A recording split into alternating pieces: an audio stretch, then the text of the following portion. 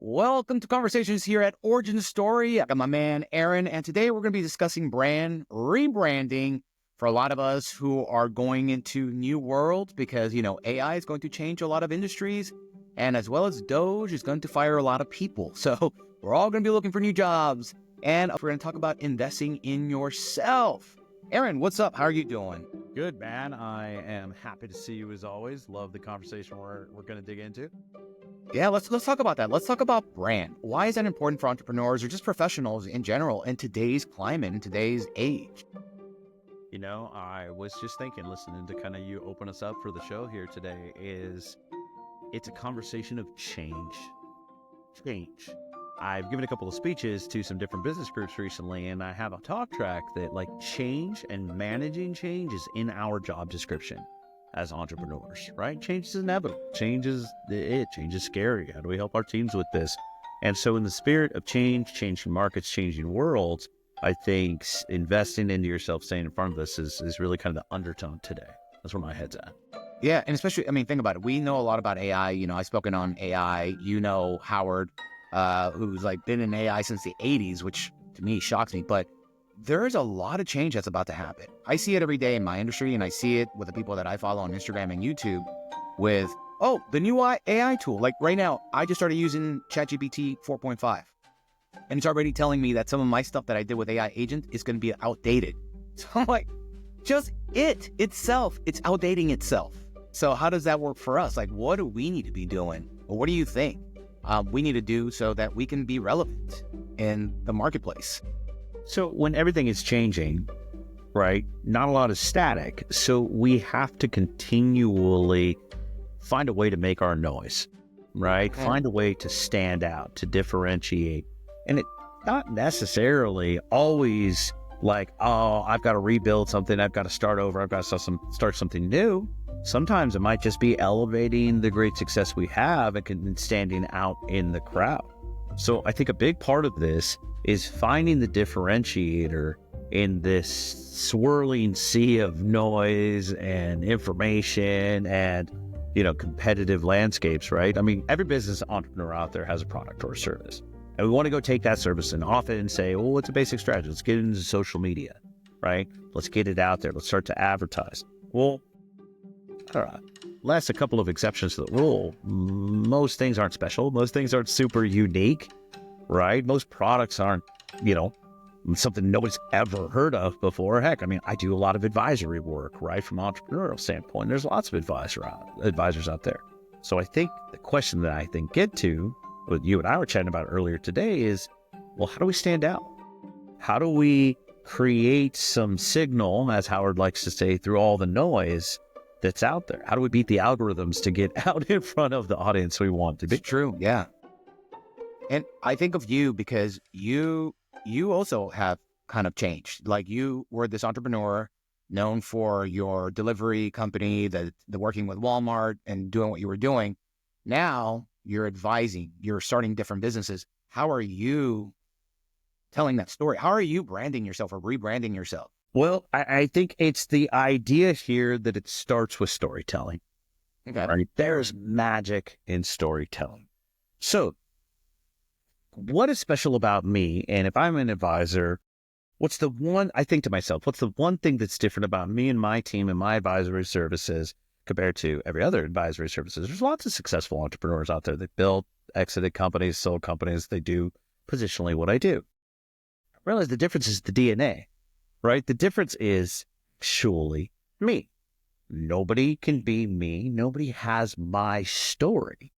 Mm-hmm. So that positioning to let people in, to get through the noise, to identify when we have 12 seconds or less of social media attention span, to be like, hey, here's who I am, right? I think telling that story, or as in our languages, we would say our origin story here, is the key. So investing into that level of marketing, that level of branding, that level of leaning into my brand and messaging on here to understand and then be able to say to the world, well, here's the differentiator. Here's Aaron. Here's my origin story. That's been the angle and the approach. Does that sort of make sense? Oh, that makes complete sense.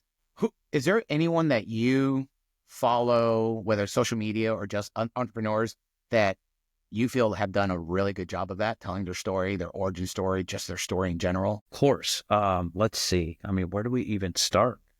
I mean, one thing that you and I talk about, and I'm not going to give a specific example, actually, but versus more categorical, is like you and I both love sports. We talk about sports and business a lot. And the fact is, when I think of athletes and I think of the professionals out there, right? They're playing their game, they're getting paid to do their thing, but they're also representing their brands and all their sponsorship deals and stuff.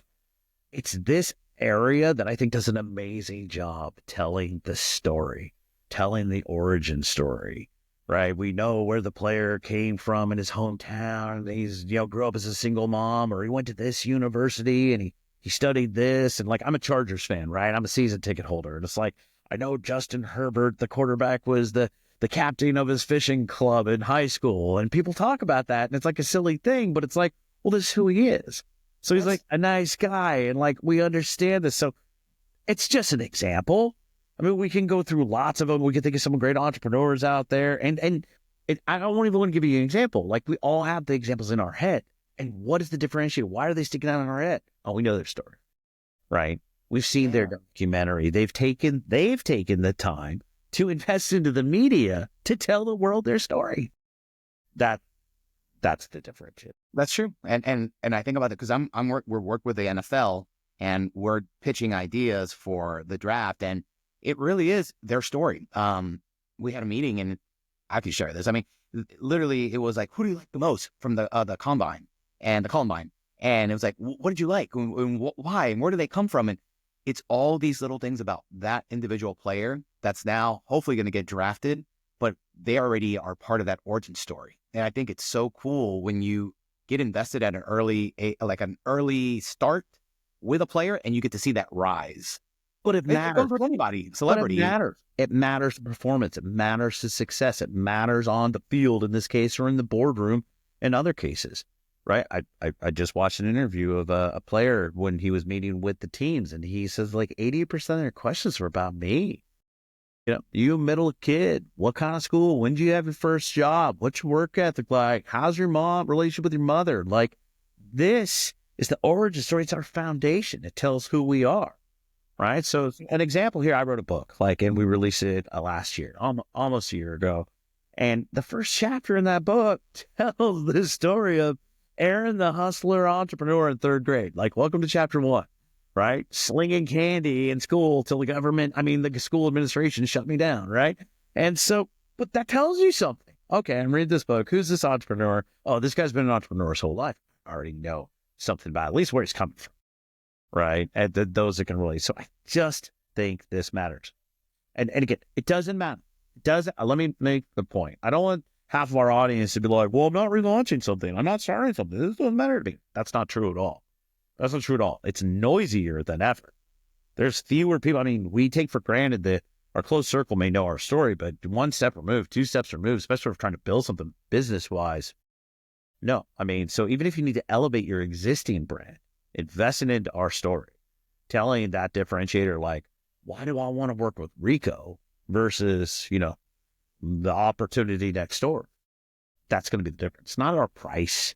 It's not like, oh, I'm $10 cheaper. That's not going to be the thing that gets it done. And everything you're saying, it's just bringing back humanity. It's getting to know each other at a deeper level than, oh, you just do this. It's why? How? When did you start? It's knowing that you started slinging candy back in third grade. That's hilarious. Like for me right now, I'm leveraging social media to kind of share my story with my health and my journey that I'm going on, because I'm going through my own health journey. And what's interesting, I'm doing these videos, and in a way, I'm trying to rebrand myself. I am getting more focused on technology and health, and I see opportunities there. But if you Google me or use Perplexity to look me up, it's going to say actor, director, producer, Hollywood. And I'm like, but I'm more than that. And so in a way, I'm trying to let people know, even my inner circle, know more about me. I don't want to call each person and say, hey, this is what I'm doing. I just want to put it out in the world, and whoever it resonates with, then we can connect. And what's so crazy is I'm getting text messages, I'm getting DMs of different friends going, hey, I'm pre-diabetic too. What are you doing? Or I have a friend who's like, hey, I just found out I'm in the same position. can you help guide me? Like, what are you doing? And I all at once, follow your you sure. story. You're doing a great job with that. And I love that content. I've known you for a while. So seeing this content come out, but let me reflect back, like actually something different here. Like, okay, like there's something so unique about how you're doing this and why it's already immensely successful. You're not out there saying, let me tell you about AI health tools and opportunities. No, that's not, you could do that. Your AI health tools and your bots and your agents, they're really cool. And if anybody watching this wants to know, follow up with Reko, ask him about his tools individually. But that's not what you're doing.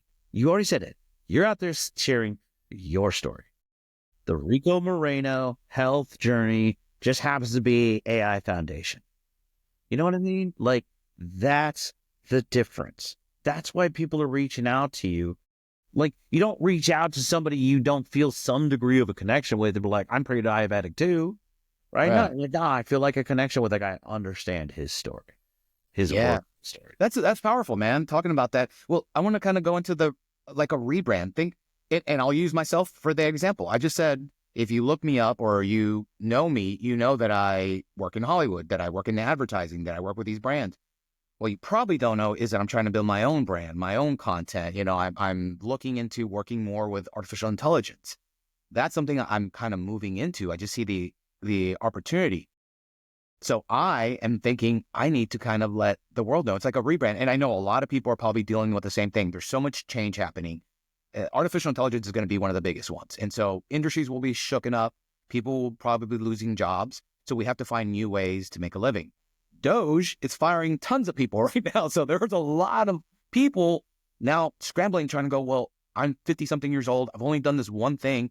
What do I do next? And it's kind of building a new brand, a new identity. What are your thoughts on that? We can't leave our past story behind. That's actually how I react to that. Okay, you're launching, let's go to the Reko story. You're launching a new thing. You're doing your own projects now. But your story as a Hollywood director, as an award-winning actress, as the producer, as this guy who has this, is the foundation to that. It's one continuous story. So I just don't love the language of rebrand because I don't feel like we're leaving that brand behind. What really matters, like we're building on that story. Who you were then is elevating you to who you are now, right? So we'll go to the Doge story, right? It doesn't have to be entrepreneurial. You'd be looking for a new job. But don't forget your story. That story matters. I was Great this point. person. I was impacted from this world, didn't see it coming, or I agree with this, I don't agree with this, whatever. That's not really the point. But that story of who you were and where you're coming from and how we got from here to there matters. It really So does. you're right. It's the wording. So it shouldn't be rebrand. It's more like an evolution. You have all these skills, this experience, but you're evolving. You still have You all don't of get to that. leave But your baggage behind, whether you yeah, want you to or don't, not. because that's what, I mean, the reason I can tell these stories and the way I do is because I do have a background in storytelling. That's my background, and that's a Yeah. passion of mine. And the visual element and just being able to talk on camera, that's all because of my past. So you're right. You It's said not. it to me this morning. Okay, I'm doing advisory work in 2025. 75X strategies, Aaron Hageman, the advisor. Awesome. But to leave Aaron Hageman, the entrepreneur, behind and to not tell the story of, well, I built a really big company and sold it to Walmart and built a sports team and sold it that one and I did this and I did that. Like, that'd be silly not to tell that You're story right. in You're connection right. of this.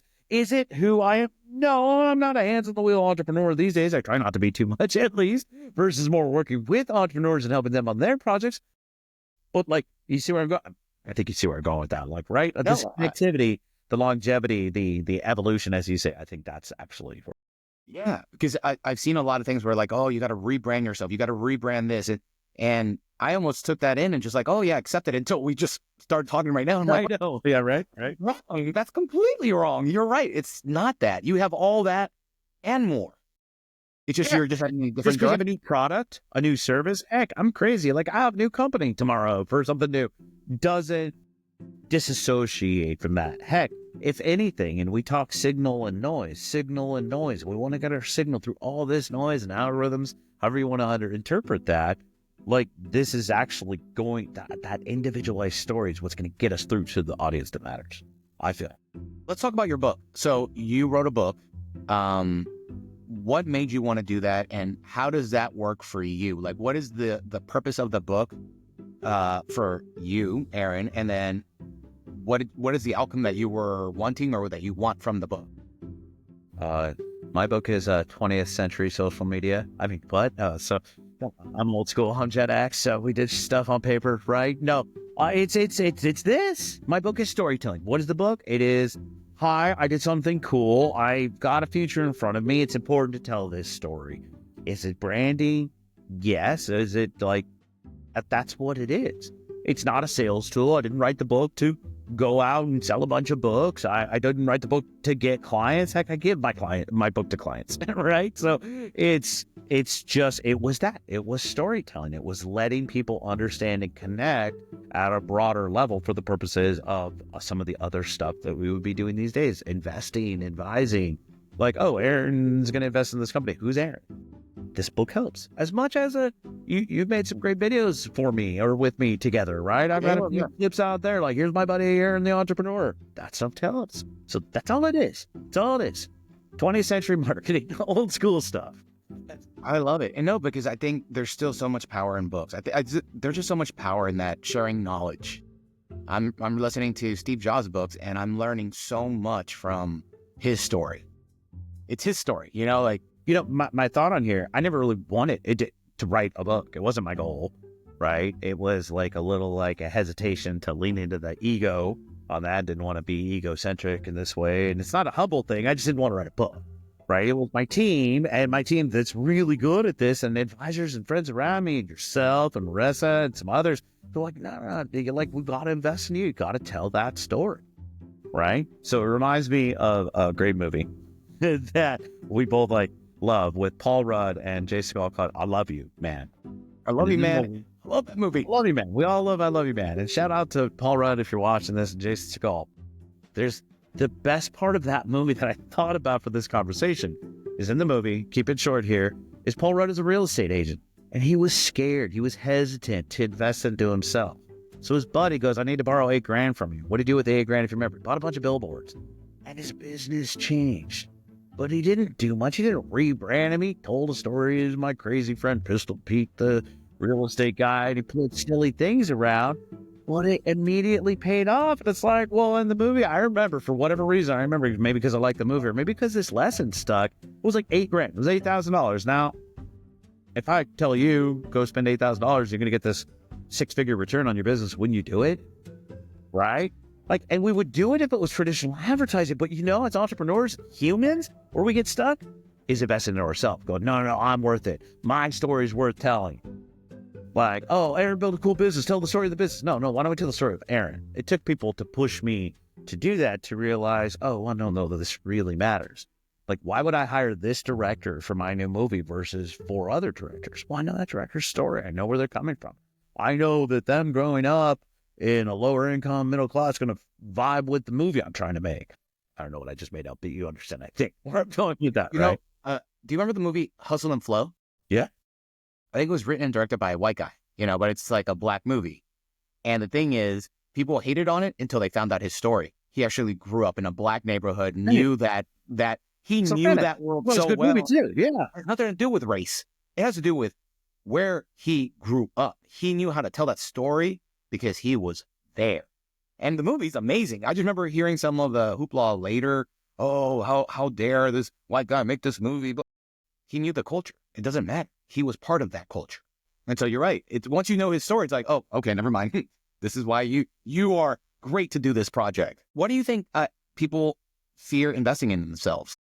I now invest in myself a lot more than I did before. And I think I had one of the things with joining the mastermind. To me, honestly, joining the mastermind where I met you, I met Marissa, I met so many amazing people, was a conscious effort.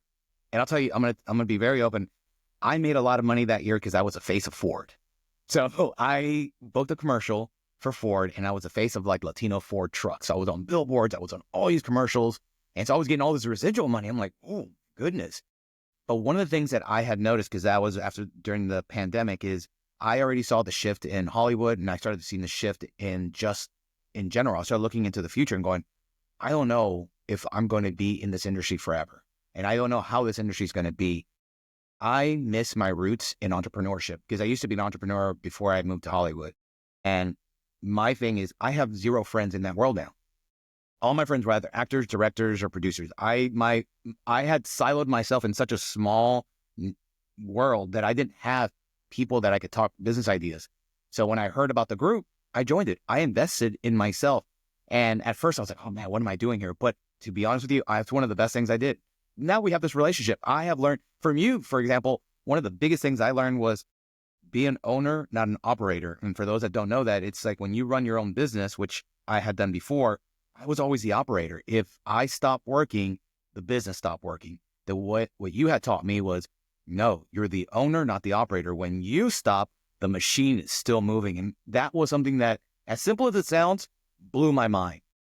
And so I got to say, when I started investing in myself again, which was just a few years ago, it's brought in new people, new ideas. I mean, AI is because I'm investing in myself. I've joined groups. Yeah. I'm being exposed to new ideas, new people that before I didn't have in my life. And that is something that I wish I would have done earlier, but everyone's journey is their journey. This is my journey. But I do realize I had a fear of investing in myself before. And what I want to know from you asked a question at the beginning. You're like, well, why don't people don't do it? Why don't people not invest in themselves? So, I mean, I'll give you a quick answer or lens on it, I guess, is I think there's 2 points. I think it's comfortable to not change, and I think it's hard. So I think it's comfortable to stay where you are, and I think it's hard to do this. It's very much the equivalent of going to the gym. It is easy to stay where we're at. It's easy to stay in our circles. It's easy to be successful in the world that we're in and to take what we have for granted, and you book some good gigs and you're doing your thing. It's hard to grow. When you grow, growing muscles, growing anything creates strain. Mm-hmm. It hurts. You go to the gym, you get sore, and you feel good because you're growing, right? It takes that push, that strain. It takes you pushing that next mental capacity of the next math class to like learn the next angle. Man, that's hard, but it becomes things we do. So I think there's some human nature stuff in here. I think we have to challenge ourselves. I think we need people around ourselves to push us at times, because I think it's easy to stay in your world and to not invest into this and go, well, I need to have all these marketing pieces and I'm just not going to spend the $20,000 I need to create the content for me in addition to everything else, right? So yeah, I think there's some human nature things in play on here. One thing I've noticed since we've been working together and having more conversations, for me, I'm a big thinker. I'll start thinking about ideas, and I love, and I've had this conversation with someone else. It's like, I'm thinking about these ideas and I'm like, oh, let's get this going. And then I almost get enamored with that idea and let's do this. And it keeps talking about let's do, and not take action. With you, I've noticed like, oh, let's do. And on the third one, you're like, okay, so what's the action? I need to stop. What is it? I'm like, oh, that's jarring. What? But it's moving everything forward. And I'm like, I so need someone like you in my life and I even think I admitted to you last time. I was like, look, just so you know, sometimes I'll get into these ideas and I'll overcomplicate it. When you just say, I need the deadline, this is what you need to have done. I'm like, dude, you're so right. All right, let me take that out. Let's focus. What can people do that are like me, that sometimes want to do more, want to get out of their comfort zone, but then just never take that action? What is something, because you are someone that I feel takes action, or at least pushes people to take action. What do they need in their life? Well, one, everybody needs a good assistant. It's a whole other half-hour segment we could do on that.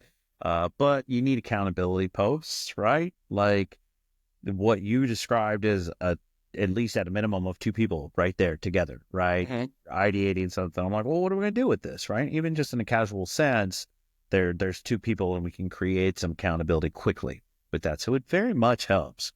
I mean, not saying you can't do it on your own, but to have an accountability post, like to create action is that. And then, I don't know, how do I say it in working with you? You're a creative thinker. And so it's to recognize when we're in ideation, right? I'm thinking about something, I'm contemplating something, and I'm like, well, that's cool. This is a great idea. What if? We have to do that. What if a customer does this? What is that? And to just have the discipline on the backside of that is go, well, is there anything we need to do from this, right? So to think through versus to turn it into something. And maybe it's, maybe we sit on it, everybody think about this, and let's come back again and meet on it tomorrow. Maybe that's something to do. with it, but it might be, well, let's create some marketing copy out of this, or hey, let's make 2 phone calls for these 2 people a little benefit from this conversation or whatever. So there's a little bit of discipline, I guess, in there, especially if we're in a meeting sense, to just sort of wrap it up and go, well, what are we doing? Is there any to-do list from this? So I don't know. I don't know if that helps. Do you feel like you're more visionary, or what's that book, Rocket Fuel? There's 2, Integrator, Visionary. Oh yeah, no. So I'm very much on the former these days, like more visionary, more direction setting, putting it through, and finding the integrators and the team members to put the pieces in play. But then playing that sort of guidepost, advisor, consigliere, I say almost structurally in work context these days to help that, because that's the hard thing is when we're entrepreneurs, it's seeing the forest through the trees. Right? There's the analogy. We live that analogy every day. It is hard to see the forest through the trees. So my job organizationally is literally to help that, but like rip you out of the forest, like help you get it out of the forest for a moment and take a look over there. This is in versus on the business. This is your operator versus, owner mentality, things you're literally talking about, right? Like put your axe down, stop chopping down trees, and come over here and let's take a look and see when this forest even ends. That's a weird analogy on that, but no, so I see it. Yeah. For me, it's very much helping people look forward just a couple of steps, because it is easy. Like I worked with a client this morning and they're like, well, should I hire this person? And then we'd have to stretch and this and that. Well, it's like, well, what are we doing it for? Because if we're looking forward, we need that. Right. And so that's actually the success of really building, scaling organizations, is to be able to see the next step or two. And so that we have the resources to lay the tracks for that. Right. So that's my role these days, is I think to help people with that. And that's this. Like, it's my experience, my story. I was like, hey guys, I was that entrepreneur raising capital. And I knew I had to go, and we've talked about this, I had to hire a PR firm. I spent 6 figures in 12 months easily on PR and getting in front of the camera, a little bit of media training, investing into myself, having people curate and tell Aaron's story. Here's the talk track, get in front of this. Here's the story. Here's the best parts of the story. Here's the parts people don't like, whatever. Right? And so that was important to be able to take that, invest into that, be that entrepreneur. And so, why did you have to do the PR thing? What was the purpose of that? The having to go and do, was it to sell the company, or was it? So there is a context, but I'm going to answer in the context of the conversation today. I mean, it was in raising money that eventually, whether you're selling 10% of the company raising money or 100% of the company selling it, it's all this thing. So that's just my little tidbit for everybody today. Raising money and selling your business is the same process. But with that said, I'll tell you exactly why I did it. Because I knew when I got my team going and I hired a broker and I did this out there, they're going to start setting up meetings for me. They're going to do their thing. And I knew that if I got on the news and talking about the things that we were doing and this and that, it'd be easier for my team to set meetings, right? Just because I think we can all connect the dots why. But B, when we got into the meetings, those people thought they knew me. Those people who I've never met knew my story. Those people had a connection, a little bit of the storytelling. They knew a little bit of Aaron's origin story, a little bit of DDI, my company's origin story, so that we could connect in that way. That's why I did. Man, that's the whole thing of celebrity. Like, think about celebrity. People think they know these influencers. I mean, let's go back. We're older, so, actors. People see them, they're like, oh my God. Oh, and they feel like they know these people. You know nothing about them. Nothing. Like, I met Johnny Knoxville. What up, Johnny Knoxville? Met Johnny Knoxville at a party one time, black tie charity event. It is not what you'd think. Let's just say that. It's not the dude from Jackass at the black tie charity event party, right? You think, Well, anyways. Yeah, you don't. But it's that because you've seen them so many times. And now let's talk about the modern day, like, celebrity, like the influencers, like even, okay, so for me, someone that I actually got to meet who I was also like, I'm learning from, was Ben Hardy. So I watched his videos on YouTube. I read his books. I took one of his, challenges, courses, whatever you want to call it. And I got to have those one-on-ones with him. So I got to really talk to him. We finally met in Austin last year. And because I was active and trying to talk to him and build a relationship through online, he felt like he knew me too. Because as soon as he saw me, he was like, Reko. He didn't do that to anyone else. Everyone was like, hey, good to see you. Good to see you. Shook their hand. But with me, he gave me like the bro hug. He was like, Reko, oh my God. Boom, hug. And I was like, we've built this weird relationship online. So we finally got to see each other. And it was like, we're boys. And now I have his email and, I sent him a Christmas card. I'm trying to become his friend. But it's that. It's like you see their origin story. Now you feel like you know them. And I think I felt like I knew him. And because I shared my origin story, he probably thought he knew me too. Yeah. So I'm just sharing because when you said that, I'm like, that's true. It's that little, man, that's genius. So you leverage PR to get them to feel, you warmed them up. They were now, they know what you look like. They know what you sound like. They know your story. You are now part of their world in their mind. Yeah, it's very much a marketing investment into storytelling. That's just all it really is. That's all media in this particular example is. So I would, just kind of almost bringing it to a close, like push people to just kind of think about this conversation. Like you hear examples, you hear, Reko and Ben Hardy and, all the stories that we're giving, but like go to a meta level. All right, great. I want to launch a new product behind my advisory program. Put it out there. Most people don't know our story. What's going to be the differentiator from this product to this product? And I really think it's our story that's going to help us pierce through the noise. I really do. The thing about the whole sales like 101, they don't buy what you sell. They buy you. Yes, that's what we said earlier. What is that? The phrase, like people buy from and work with people they like. Right? We understand that. So how do I get people to buy from or work with me and they've never met me? All right. Okay. Well, let's tell the story. Like, let's break it down. Like, as soon as you know, Aaron's from Sacramento and he's from California. Like, I don't know, make your assumptions about the guy from California. Better for worse, but people are going to start to fill this in. Awesome, man. Well, that wraps up our conversation. I think that was awesome, dude. Yeah, that was great. Good to see you as always, man. Yeah, I love it. Every time we talk, you always get something new, learning from each other. I love it, man. Appreciate I love it. And